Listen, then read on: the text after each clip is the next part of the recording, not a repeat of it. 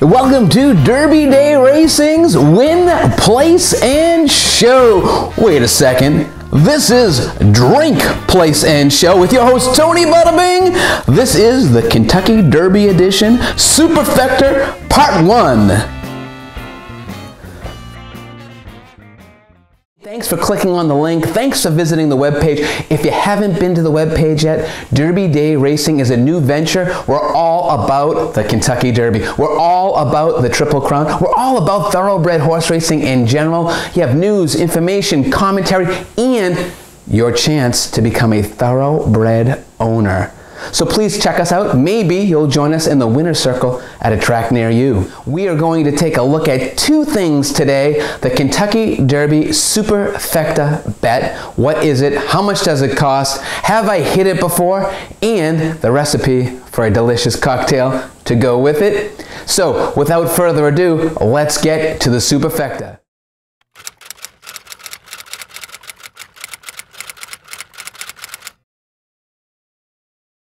So the Kentucky Derby Superfecta, I've been chasing this bet personally since 2010. I hit it once. Of course, that was the year that American Pharaoh won, so I got back a little bit more than what I bet into it. What are you gonna do?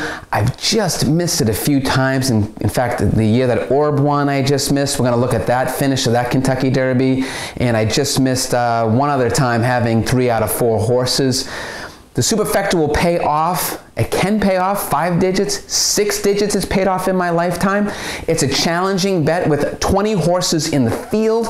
You're gonna have more than 200,000 combinations. So I like to pick the best 3 to 4 to 5 to 8 to 1,000 combinations. I'm betting with friends this year, so we're gonna bet upwards of 1,000 combinations. So, the Superfecta is, if you don't know already, you need the top 4 finishes in the Kentucky Derby. And as we see right here, this is from 2013, the year that Orb won. We have Orb winning there in first place. In second place is Golden Soul. In third place is Revolutionary. And in fourth place is Normandy Invasion. And I put fifth place up there as well. My Loot just missing coming in the top 4. I put that in there because I didn't have My Loot at all in my wagers.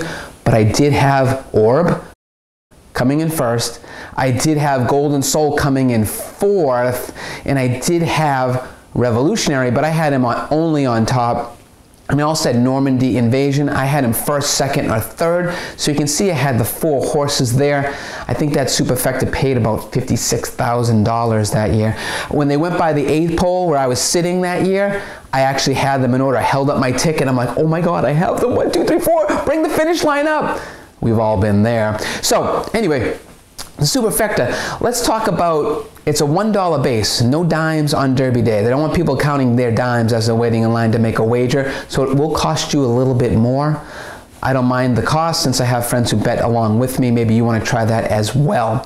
Let's take a look at this year's field.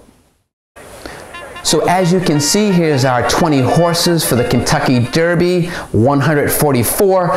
It's in order of point leaders on the trail to the Kentucky Derby. As you can see, you have the 100-point winners there at the top of the list. Magnum Moon, Good Magic, Audible, Noble Indy, Vino Rosso.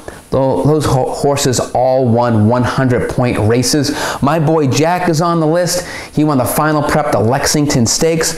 And what I'm going to talk about is who I believe will be on the list of my bet and who I'm cutting from my bet. So Bravazzo, man, you cannot excuse that Louisiana Derby at all. Next up, Promises Fulfilled. Ooh, an awful Florida Derby after winning the Fountain of Youth. Free Drop Billy never progressed from 2 to 3. He's not going to be on the list. Lone Sailor, nice story, nice horse. Think he's in over his head.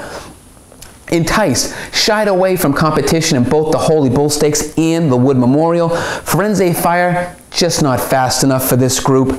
We move on to Combatant, who gets in with a few defections. He couldn't get by Solomini twice in Arkansas. I don't like him. Flameway, love this horse, but I just don't think he's going to hit the Superfecta. Instilled Regard gets in because others left. That doesn't instill confidence in me. So they are going to go bye-bye off of my Superfecta bet this year. Sorry if you like one of those horses. I simply do not.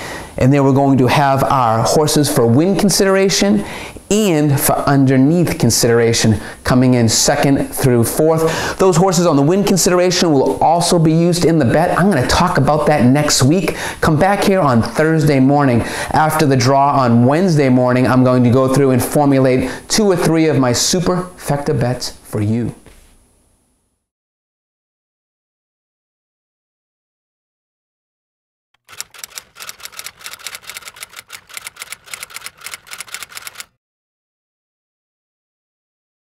So here we are to make our classic cocktail, an old-fashioned. Now what do you need? You need either some bourbon, some rye. So if you like Tennessee whiskey, you can use that.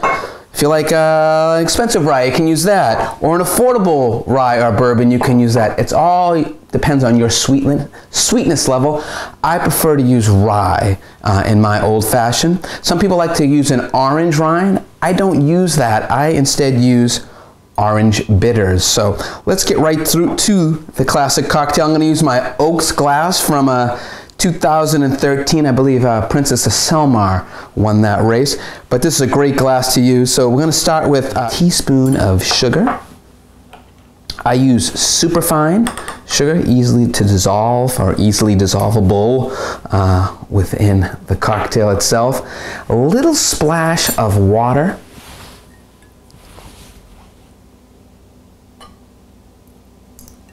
Man, that's maybe more than a splash. Orange bitters. Some people say 1 or 2. There's 1, 2, 3, 1 more.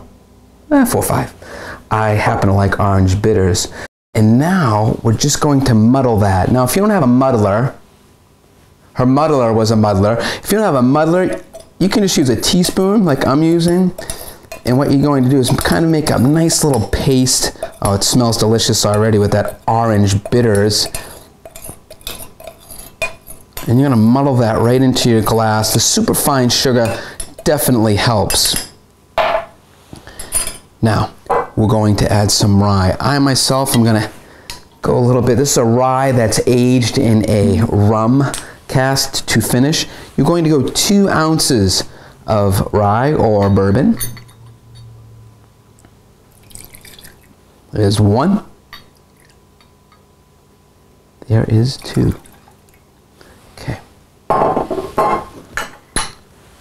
Now you're just going to stir and stir and stir and stir because you want to get that sugar dissolved into your bourbon or rye, in my case the rye. So that final step would be some ice. Now on the ice part, you can use ice if you want to. You don't have to use ice. I'm just going to drop a couple cubes in.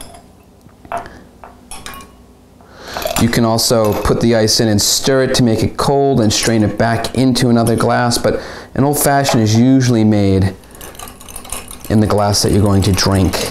And here we have the classic old-fashioned. Hope you enjoy. I know I'm going to.